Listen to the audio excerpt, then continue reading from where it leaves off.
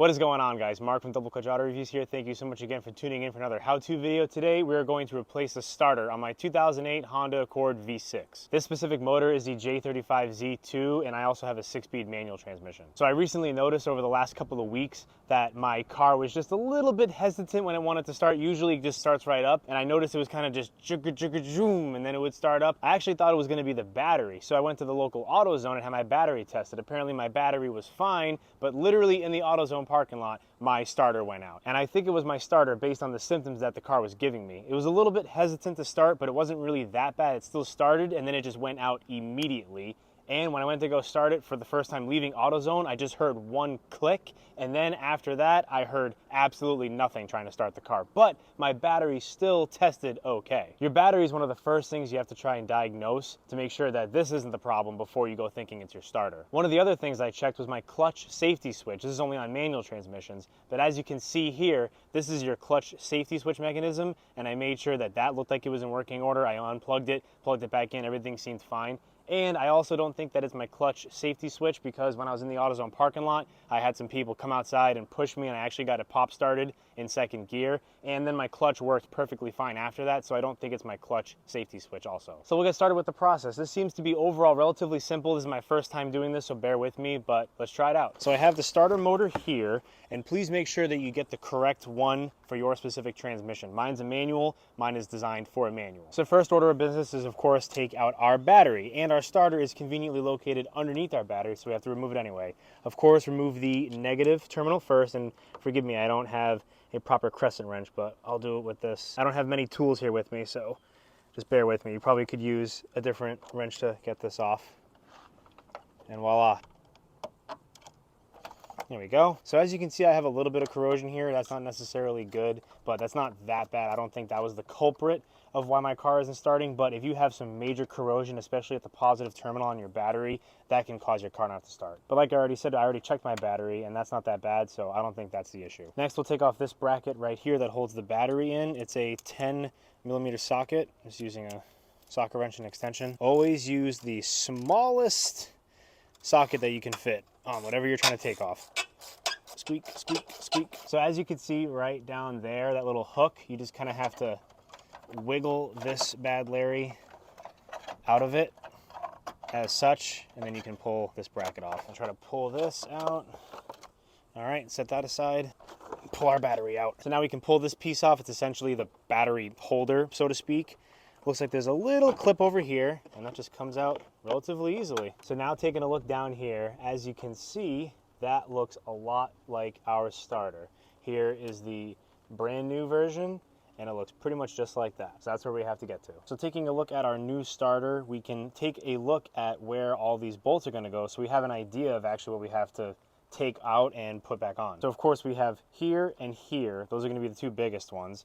We also have this bolt and this bolt. So I know that we at least have 4 bolts and 1 wire connection to take care of. So this thing is definitely in my way. Sure, I could probably get around it, but I don't want to. So undoing these 2 bolts and undoing these bolts as well for this battery bracket mounting mechanism, if you need that extra clearance to just pull this up, I recommend doing that, because that definitely helped me. But you don't necessarily have to do that if you can work around this thing. Definitely not super convenient to get to, but it's got to make it work. And the last one's going to be over here, which is also a 10mm. Okay, I'm going to wiggle this out a little bit and try to get some more room. And for this one down here, it's going to be a 12mm. That thing is rusty, man. Okay.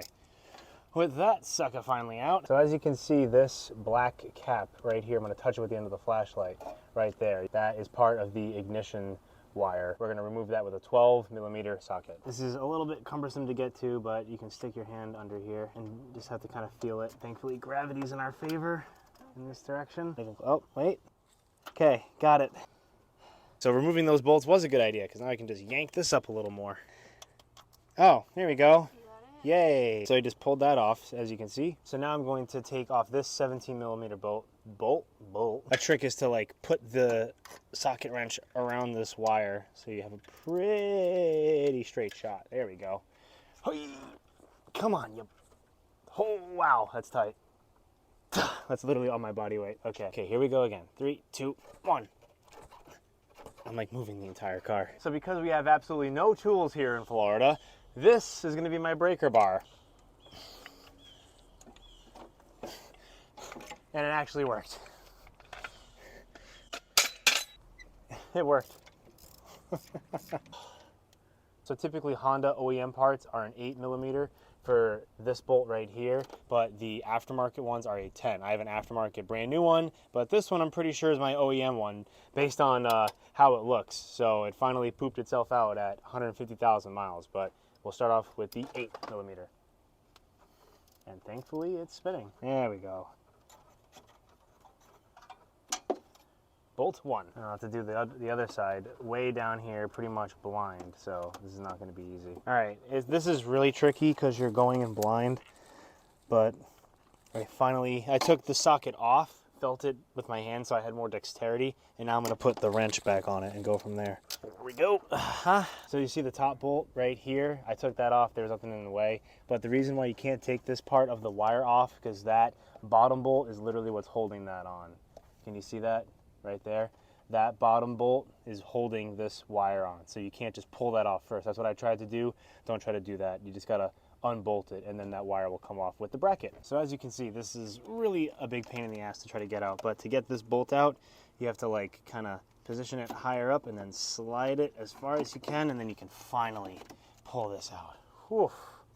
So this is obviously our positive battery terminal, and then this is the ignition switch that bolts on to the starter, so you have obviously a battery connection to your starter. Aha! So this is your starter motor that I just took out separately from the rest of the starter mechanism. These brushes might not be making good contact when this thing is worn out. As you can see, it's probably pretty done if I do say so myself, but these brushes may not be making as good of contact as they used to. So a little trick to get you home if you don't have a manual transmission like mine and you can pop start it, you can find your starter located on your car as if this motor were right here, so to speak. You can find it and have someone sit in the driver's seat, and you can try to turn the ignition on over and over again, and you can take a hammer, tap it, and sometimes I can get the brushes to just make a little bit of contact so you can start the engine. Doing that trick might be able to get you home, but I tried that and it didn't work for me. Nonetheless though, if you have to do that to get you home, you're gonna have to replace your starter very shortly after that. So now we're making some progress. The other 17mm bolt is down here. Sure, I'm happier that I have more access to it now with the motor gone, but I'm a little worried that it's still gonna be really, really hard to get off based on how hard the first one was. But I don't know if you can see it, but it's right below that down there. It's hidden, but it's like right around there. Wish me luck, folks. Thankfully I have gravity on my side. Heave, ho. Okay, god dang, that is hard. Oh my god, that is wonderful. That was like euphoric right there. Okay, now that we got that bolt out, let's see what else we have to pull out. Or is that it? All right, let's see if we can hit it off. Ready?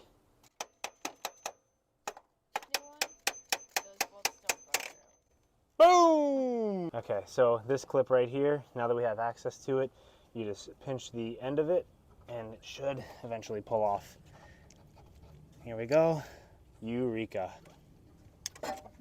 Out with the old and in with the new. And now we are simply going to do everything in reverse. Take off the sticker and the foam piece. Other than that, this thing looks ready to rock. So this is kind of a neat look inside what a starter does.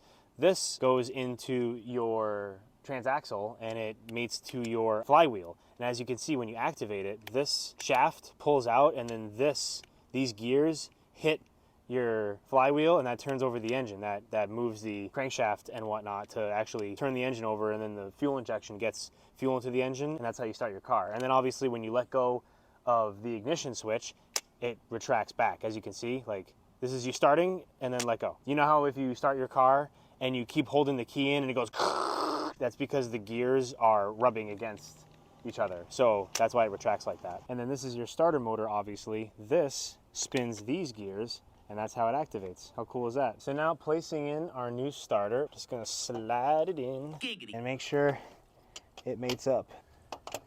All right, there, bingo. So don't forget to put this piece back in. Put the bolt through the hole first and then the bolt in that hole. If it's available to you, it's also not a bad idea to put some removable thread locker on these bolts. Finally, okay, it's snug. Yeah. Not going crazy tight, but it's snug. Now, I'm gonna do the bottom bolt. Got a decent amount by hand, surprisingly. I'm still going by hand, I don't know how. So despite my girlfriend disagreeing with me, I think I'm going to keep this super rusty bracket on my ignition wire still because, sure, I would love to have a nice, fresh and clean, brand new bracket, but because of how fragile this is and how cemented the rust is into this piece of plastic and the fact, can you see that? There's little cracks right there and there. I'm worried if I try to pull this out, it's gonna break my plastic bracket, and I think I'm just gonna make an executive decision and keep the rusty bracket. So let's hope for the best at that. So then I'm gonna take my bolt and put it through like that, and that's how it's gonna go into the starter. Fish this down like this, and we're gonna find where it's supposed to go, right there, and slide the bolt through. Let's make sure before we tighten anything down, and we're gonna feather the bolt with the bracket through it back in to its proper home. Again, this is hard to do because you can't really see, but you just got to feel it before you keep going. Just make sure that your wire is going to reach. Yep, looks good. Yep, and we're almost there. I'm going to do the top now too. As you can see, doing the top bolt. I'm going to try to tighten them down evenly. Awesome. So correct me if I'm wrong, guys, but I think I might have gone a little bit too tight on this bolt right here. I'm not going to loosen it as long as I don't have any issues. I'm just going to leave it. Just be careful. You can clearly over muscle this and get it a little bit tighter than you need to, but hopefully that doesn't give me an issue. So the next part is to put the positive power connection on the end of the solenoid using, you take this nut off and you just fit this right down there. Perfect, it's right on there. Awesome, hand tighten it on. And this is a 12mm bolt. And as the starter motor, try not to over tighten it. That's probably pretty good. Awesome. Just make sure you see this cap right here. Just pop that over the end of it so it stays nice and clean. Oh, if I can get it to work. Come on, guy. It's like a little hood for it, just like that. And there we go. Awesome. We're gonna put the bolts back in their proper spot, of course. The hard one, this one. Now the second bolt, that one goes in much easier. Wow. Like a night and day difference compared to the other one. Good. Now this nice and long one goes right into here. And this one is a 10mm. This one's also a 10mm. And the last one. And the last but not least, don't forget to screw down these little screws. Here we go. And the other side, I don't know how I'm gonna get to, but I'm gonna try. There we go, look at that. Bingo. Bada bing, bada boom. I feathered the screwdriver right through there to that screw, so awesome. So now finally we are going to take our battery plastic cladding housing and put it back in the car. First we're going to take our negative battery terminal, make sure that's out of the way and out of the air intake port over here. So we're going to put it back in like this, and you see this clip right here, we're going to push that down and that clips in very easily. Make sure that's nice and snug. All that looks good, nothing is impeding on each other. Awesome, looks great. Now we will take our battery and our bracket. Let's see, positive and negative. So it's gonna go like this. Slide it down gently. There we go. Now I'm gonna take my bracket and mount this in. So make sure, of course, you put your bracket underneath your handle so it can mount more flush to the battery. So then you take your hooks to the battery bracket and feed them down. You kind of have to go at them from a side angle and then twist them, and then they should hook right into the hole. There we go, right there. That's one side. Tighten it down by hand, and we'll do the other side. A little tricky to get right in there. Perfect. Yep, you just have to be gentle. Try to tighten it down by hand as much as you can. Okay, that's it. 10mm socket. Pop that on and tighten these down. Make sure you're actually tightening them down when the hooks are inside the mounting mechanism, so you're not just spinning this for no reason. That is secure.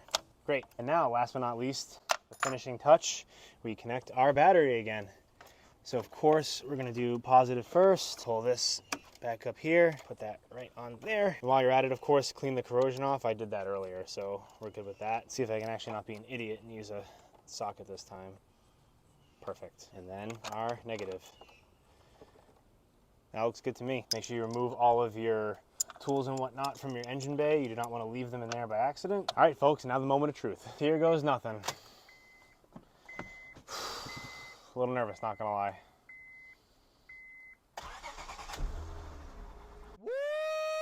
She starts, and she starts. And just to double check, we're gonna take a quick look around, make sure nothing's funny, make sure nothing's smoking, nothing's wrong, everything looks like it's in proper working order. There's nothing impinging on each other, and I'm not hearing any noises or seeing anything weird, so I think we are in good shape. And don't forget to take your old starter motor assembly back to the store for a core deposit. And I can't forget to mention, after you get your car finally started, which is awesome of course, you're gonna have to reprogram your radio. As you can see, if you push the button, it'll say enter code. You have to go into your owner's manual and find the anti-theft radio code, and you just enter in the code, and then your radio will work again. So if someone steals your radio, they can't actually use it unless they have that code as well. There you have it, folks. That is a job well done. This was certainly an experience tackling this project, but with the help and love and support of my girlfriend Jordan, we tackled this project together and we got it done. And now I have a running car. If you have any comments or questions, please feel free to leave them in the comment section down below. If I did anything wrong, also please feel free to call me out on it. I'm not an expert, and this is my first time doing this, so please let me know so I can share it with the rest of the viewers. At the end of the day, this video is just me trying to help you guys out and also fix my car at the same time. So if you think I could have done something differently, please feel free to just let me know. If this video helped you out, get your Honda Accord started again, please make sure to hit that thumbs up and also consider subscribing to my channel. It really helps me out to grow, and the subscription is free to you, and I sincerely appreciate it. Take care, guys. Good luck fixing your car. Stay safe out there, and I'll see you on the next one. Have a great rest of your day.